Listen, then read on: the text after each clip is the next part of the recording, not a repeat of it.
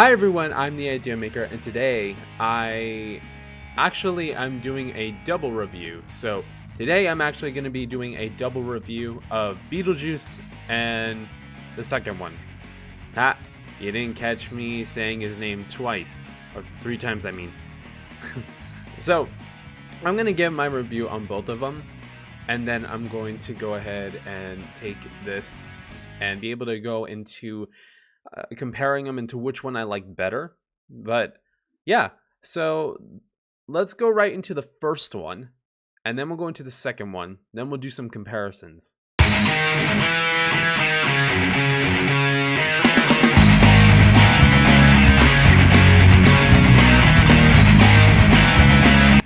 So for the first one, this was the 1980s, and I get it that this was something that maybe people were not expecting to be such a hit and such a classic. And now, as looking at it for the first time that I watched it back a couple of months ago in preparation for this movie, I was really excited to get to experience watching Beetlejuice for the first time.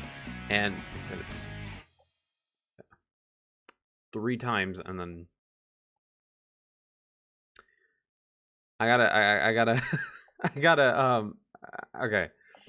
Anyways, so, when I was watching the movie for the first time, I was really, really surprised of the fact on how well the special effects and the visual effects held up, especially with a story about this couple who ends up dying from an accident, and then, getting the book of the recently deceased, and then having to go through this whole entire process of learning how to be ghosts, and then dealing with these new people that move into their house, and they're uncomfortable with it. They're really uncomfortable with it, and I don't blame them whatsoever. And then having to recruit him to be able to try to haunt the house. And I mean, like, I'm not really into supernatural horror. I'm not into any of those type of movies. It's really not my type of thing, and I don't like it whatsoever. But what's different about this one compared to other supernatural movies or supernatural horror movies, and I don't like going into this subject at all, but what was different about it was the quirkiness that Tim Burton came up with during the time of the movie, and that it was just a smaller scale. Because when you look at it from this to the new one, there is a definition of quirkiness that was later added more into the sequel. And I loved the fact that they were able to bring both of it into recognition. But the first one really sets up a lot in the gothic horror aspect of modern TV and filmmaking. And that's what I loved about the first one, and especially because it actually legitimately could be considered as a horror movie if you really, really wanted to, because there were moments in it where it did feel like a horror movie, and there were parts in it that it made it feel like if it was an actual comedy.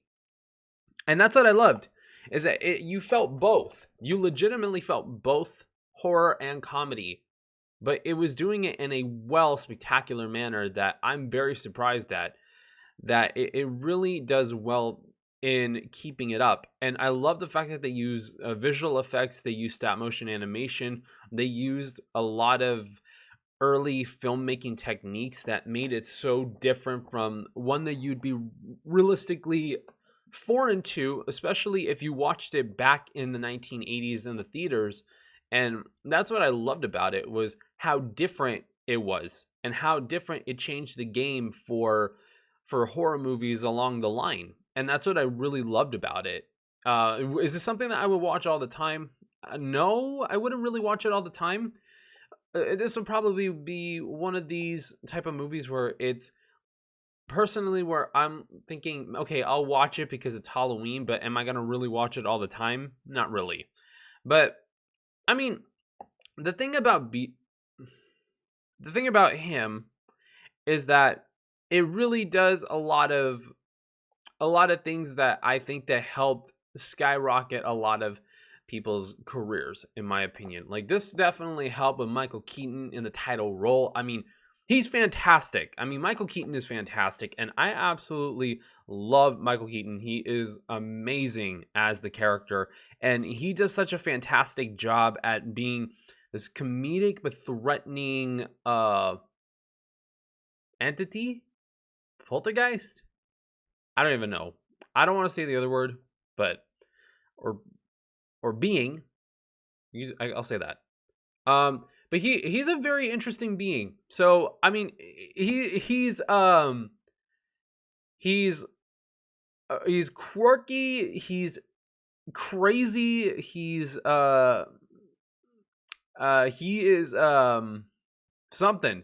Like, he really is something. He goes after Gina Davis's character a lot, and it's crazy. Like, he goes after her a lot. Goes after Winona Ryder's character too, Lydia. And it's pretty interesting that they brought that to the second one, and that I'll explain in the next one. But I mean, to be honest with this, I'm really actually surprised at how funny it could actually legitimately get.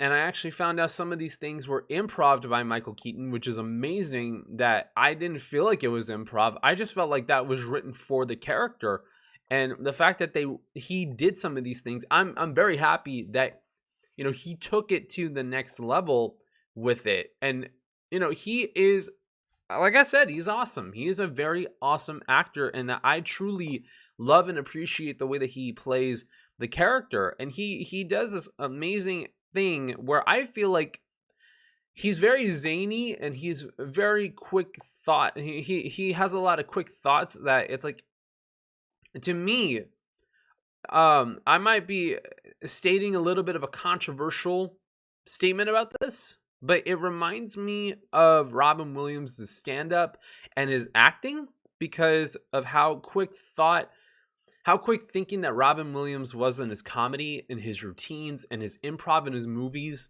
And you can tell that it was improv. And with Michael Keaton, you can tell from time to time, but you also can't tell because you're in this environment where you're transported to the point that it's like, wow, he's really doing a solidly good job at making this entity, this being character, really, really stand out from other different ones. That it's like, maybe he's not that bad of a guy, but also you can't really trust him either, because he has a lot of things that are going against him that makes his reputation untrustworthy and very, very questionable.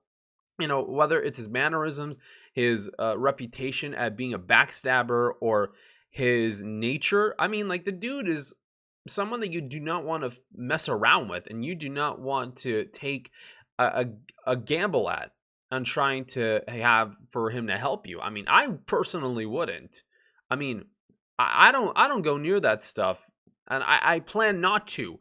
So that's something that I think that Michael Keaton does very well with his character. Now, moving on to some of the other actors that I thought were very, very standout. Of course, Winona Ryder does an incredible job at playing Lydia Dietz, and I think that for the time, I think that she brought on like the modern gothic girl look to modern audiences. And I think that she was, in my opinion, besides like her being like the modern, I mean, modern for the 80s. I mean, because everybody knows that the woman that brought a lot of modern gothic horror looks into, actually there's several women over the era of horror that I think that could really bring a lot into our modern horror society, which of course one of them was Herman Munster's wife, Morticia Adams, and of course the one and only Elvira, Mistress of the Dark. And I think that they really helped pave the way for Lydia Dietz.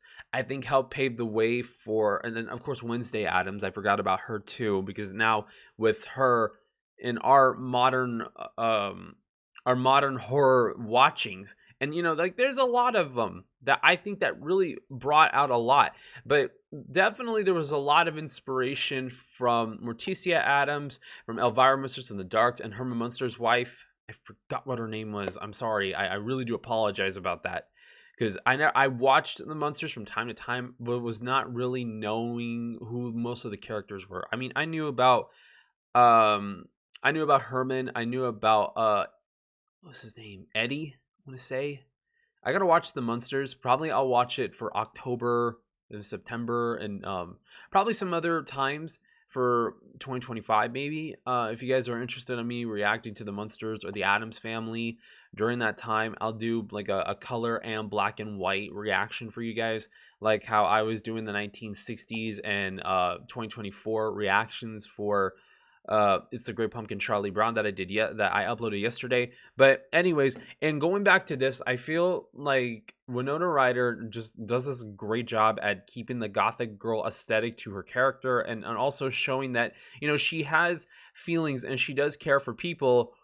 But, you know, with her having the ability to see ghosts, and especially because she didn't feel comfortable about being near her stepmom, it just really brought that dynamic and relatability to other audiences that I feel that, you know, who were going through the same exact thing. So I give her that she brought this this realism to her. And then moving to my personal favorites, with and moving past the Deets, because the Deets were something else. I mean, like they're a different type of family, you know, and it is something, all right. Now, moving on to the Maitlands, Alec Baldwin and Gina Davis as Adam and Barbara Maitland. Now, I thought they were hilarious. I thought that they were amazing. They were very, very different from other ghosts that usually we see it in other horror movies or other Halloween movies, and they were amazing. They were hilarious. They were funny. I felt like a lot of their stuff was just so traditional, but it was done in a way that it was like, this is a new take on it. And the hauntings that they do are very, very creatively done, and I really appreciate the fact that it's very creatively done. And what I do appreciate too is how different it goes. You know, they're perceived as like the so-called normal couple that ends up being the paranormal couple, if you want to put it like that, in the terms of going from the living to the dead. And, you know, they do a pretty good job in conveying this relationship, that it's very believable that they were a couple that got killed, that they died in an accident, and they hope that it didn't happen. And I'm really happy that they kept the believability to it. I really, really am. And, you know, the thing about them too that I really liked is, especially when they're with him, and it was funny to see how they were able to have like a good chemistry with each other, despite the fact that they didn't want for him to be around. And I really, really liked that. I really liked what they were doing with it. It was like you felt like you wanted to have somebody as a companion, but you also wanted to have you also wanted to stay away from that person. And I think that was well done. Now on to the Deetses, which of course was Catherine O'Hara as Delia. She was absolutely amazing. I love Catherine O'Hara. She is funny. She is like comically classic actress that I love her character. She is so funny, and I love that she brought that Home Alone energy to this. But I know that this was before that. I mean, I know that this was before that, but still, it was funny to see how she brought that energy from Beetlejuice to... Dang it! Said it 3 times. Okay. Guys, if something happens in this video, I am sorry. It was not my fault. I was on a roll, and it happened. Let's see if I censor it. I'll probably censor it. I have no idea. I'm gonna figure that out. Anyways, so getting back to the point, I really, really enjoyed the fact that with this, I think that everybody in this one did awesome.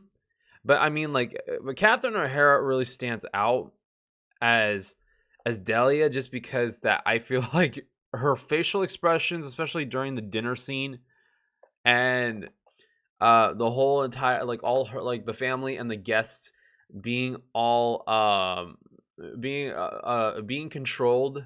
I don't like to say the other word. Being controlled by the Maitlands. Okay, taken over by the Maitlands, if you want to get correct about it. I personally don't like to say the word, like I said. But anyways, I really like the fact that they her facial expressions were right on point during the scene, and I think it was very believable on saying, like, that's not me doing it. That's I don't know what's going on. And I loved her facial expressions for that. And then, like, it was just something else. I mean, like, it's one of the most classic scenes in horror comedy that's ever happened, and I love it for that. And it's not something that I personally would love in taste of any type of paranormal taking overs, but I mean, I more appreciated the acting, not the scene itself, just because that's personally me. Anyways, besides the point that, I mean, those are the main standouts. I mean, we had the others who played Charles, and I mean, he was fine. He was fine. I didn't even realize he was the actor who played the principal in Ferris Bueller's Day Off until when I was watching this movie with my mom, that she pointed that out, and I was like, really? So I looked him up, and I actually found out, yeah, she was right, and I didn't even realize it. And Ferris Bueller's Day Off was one that I saw as a teen, but it's been a very long time ago since I've seen it. So it's going to be one of those ones that I have to revisit again. And it's going to be, I'm going to have to do like a Friday's 80s movie revisit or first time watchings for 2025. So if you guys want me to do that for the summer of 2025, let me know, so that way I can actually go and do it. Like, if you guys want me to do classic movies from the 70s, the 80s, let me know, so that way I can go ahead and do so. I mean, I would definitely love that. But in regards more to Beetle, why do I keep doing this to myself? I guess it's just because I want to say the title, because it just feels weird doing this whole thing of, like, the whole the 3 times thing. I mean, like, look, oh, wait, if you say his name 3 times again, then that means, because I already said it 3 times, it does not mean that if you say it 3 times again, then that means that he goes away, right? If I'm right. I mean, I don't know. Maybe because, I mean, it kind of happened, I guess. Okay, I mean, I'll try it. I mean, I already did it 3 times. I already said the name 3 times, so I'll also do it again. Beetlejuice, Beetlejuice, Beetlejuice. Okay, we're good. I feel like we're good. I feel like we're good, because I already said it 3 times the first time, and accidentally accidentally bringing him, and then now it's the other 3 times that, letting him leave. Yeah, please get out of here. Please get out of here. God forbid that you're here in this house. Thank you. Anyways, I feel a lot better about that. But now let's go back. So, I mean, this is definitely one of those quirky fantasy comedy horror movies that I think that it really paved the way for a lot of stuff for modern horror movies that involved comedy horror. And I think that it did a solid step into leading into the sequel, which I think did pretty amazing. I think, realistically, the second one did amazing. More than what you would expect. Which is going to now lead me into the next one, which is the sequel.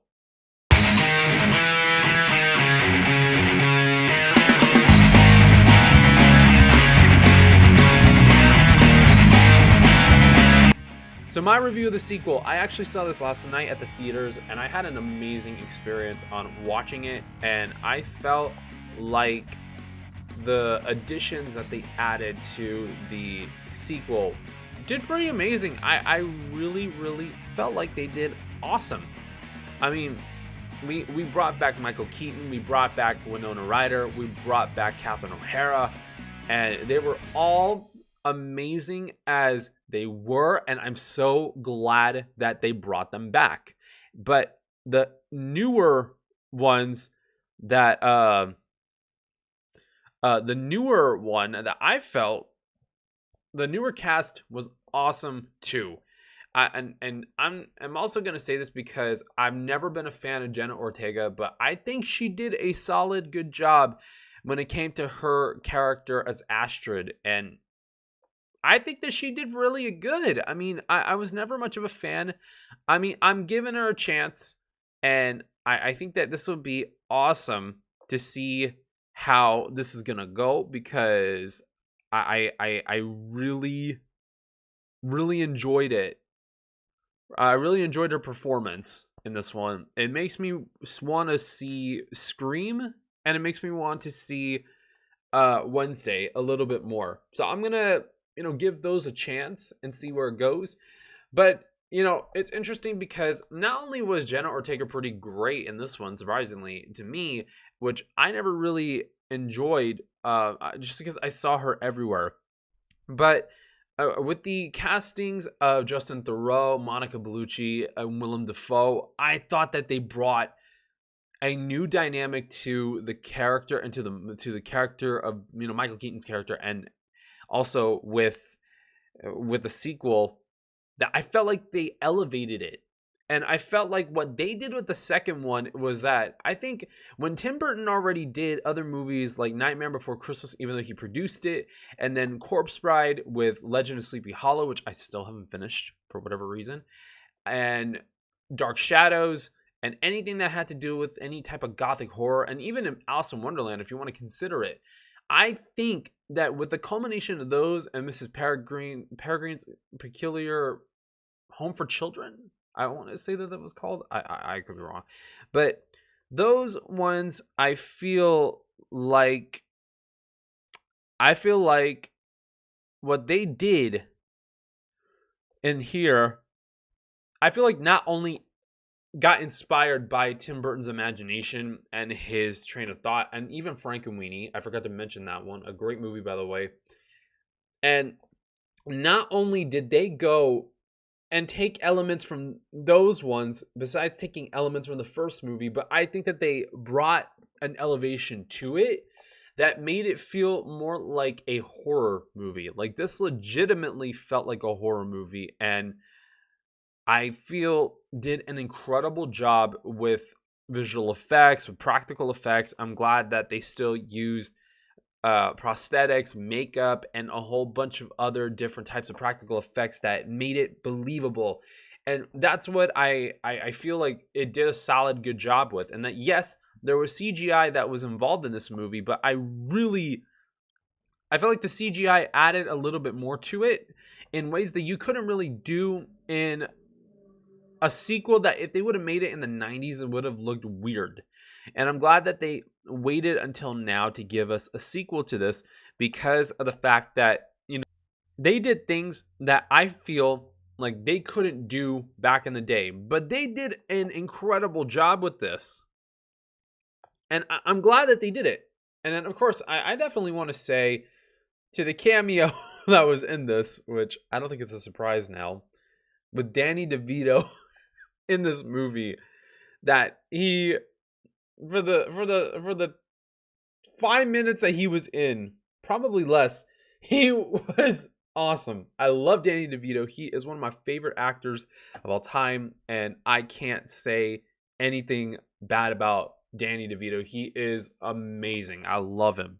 And what I really also love about this one too is that they went more deep into the prosthetics, deep into puppetry, with stop motion, even with these amounts of CGI that they had. It still felt like it was something that you would feel like this was still made in an era where CGI was brand new, like 2000s era, but it still felt new. It felt old, but it felt new, to the point that I think that what they brought to the environment was something brand new, and that's what I loved. And this surprisingly got bloody. Like, it really, really did. And it was very surprising. I had more moments in this one where I actually got disturbed or freaked out which it was to a point where I thought, you know what? They're doing a great job with the horror aspects. And again, I don't like horror movies, but this actually they did an incredible job with this one.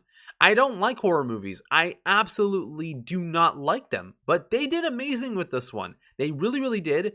And I feel like some of the things that they added to this that made things a little bit more interesting was the world building that they added to the afterlife. Moving on though from that, I would feel like the like I saw in, well, actually I'll leave that detail for the comparison. But I think that this one had more of a horror vibe to it. There was comedy in it, but I think that they delved more into the horror aspect because the first movie was more like a horror comedy, and you can tell it was more of like a horror comedy. Like it had horror elements, but I felt like it was a more of a horror comedy. And this one, in today's standards, I feel like it was a horror comedy, the first one. But the second one, it definitely legitimately is more of a horror movie than a horror comedy. And I think that they all did a good job with it. I think out of the new actors that were brought in, my favorite was definitely Willem Dafoe. He was absolutely hilarious. He was so funny for how much of a confident, cocky cop or detective he played.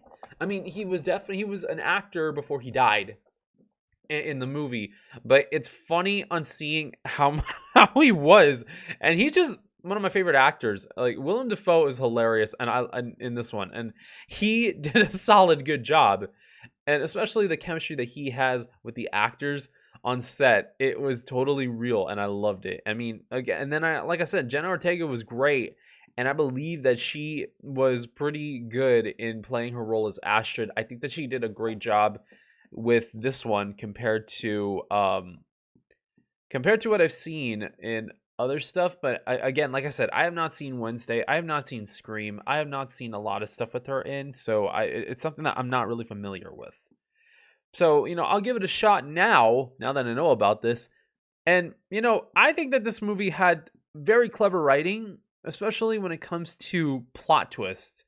That's something that I think the first one did to a point, but not completely. I think this one actually had more of a heartful story compared to the first one, because the first one was more just about a couple who died.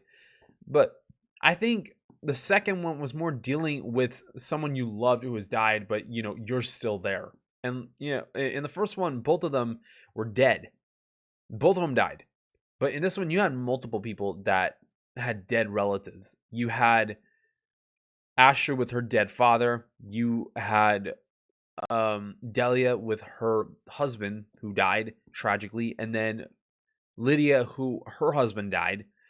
And I think that this felt a lot like something that I think I needed for the point being. I feel like this was something that I personally needed in terms of trying to come into terms with grieving and in terms of somebody who's passed. And I have been still on the fence about how to take a loss because I've never had to deal with the loss before until now, and it was very traumatic for me. And I think that what this one does is that, yes, a lot of it was about death, but I had a friend that warned me about it, which he did warn me about it, so shout out to you. But I really feel like this one helped me in realization about that it doesn't matter on how long it takes for you to grieve, because that grief shouldn't be timed. It should just be a process. And I think that grief is also something that it's just a natural feeling that we feel when it comes to someone that we really care about, and that circumstances will be thrown at us to the point that if we let these circumstances drive us into our own grave, our own metaphorical grave of feelings, then I feel like we're never going to be able to heal. And I understood that with Astrid, with Rory and Lydia's relationship, and I understood it because even though that I don't have a stepfather or my mom has a boyfriend or anything now, I mean, I would get that that resentment that she has towards her mom, and I would get that resentment that she has toward Rory, which it makes a lot of sense. And I definitely feel like this had a lot more relatable moments to me, which I feel like the story in this one was better, despite having so much going on with Beetlejuice and his ex-wife, with Lydia and her future husband, with Delia and her husband, this relationship and how he passed, and Astrid and her mom's relationship. There was a lot going on, but I think that even though that there was a lot going on, I think they did a good job on keeping the story relatable and real. And that's what I think that makes the second one a little bit better than the first one in terms of story. In terms of practical effects, I think that the second one elevated it more. So I'm going to say the second one did better. In terms of acting, this one was very spot on. So I guess maybe I could say this one was better. This was better than the first one. Maybe I'm just more of a person that likes hurtful stories compared to just plain out horror movies. But I mean, I just have a personal opinion about it that I know that people might not agree on, but I definitely feel like this is something that we could be able to talk about and discuss about, and be able to get to engage in conversations about in the comments. That I think we can definitely see why the first one could be better and why the second one could be better. And it's just one of those things that I feel like it's a good conversation starter, especially I know that this is past Halloween, but I really did enjoy it for what I got, and it was money well spent. And I definitely feel like this was an enjoyable movie to go see in the theaters. I'm so happy that I did. So now let's go ahead and compare the two and see more about their stories and more of the heart that was put into both of them.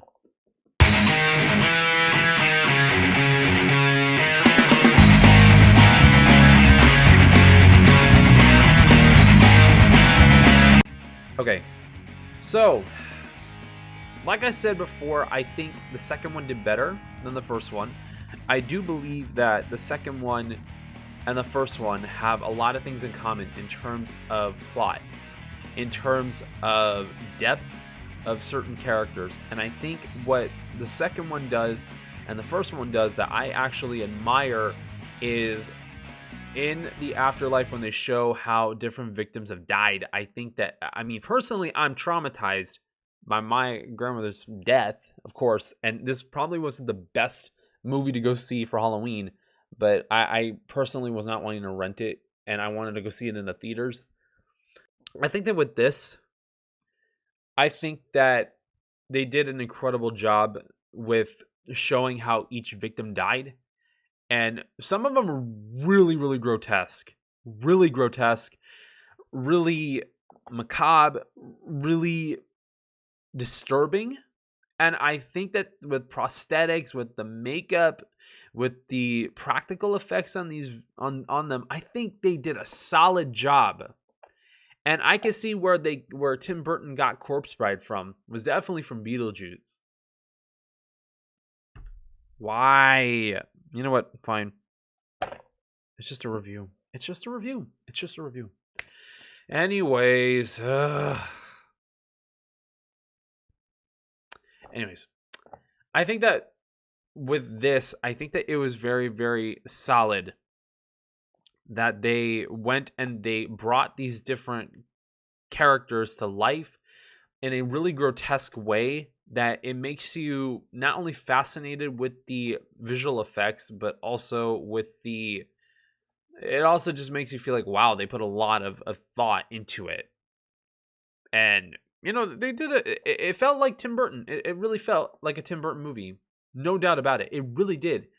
And that's what I really liked about it, is that it felt very spot on. It felt really incredible doing, witnessing a movie that I think that really knocks it out of the park, especially for something that's very legendary, like, him.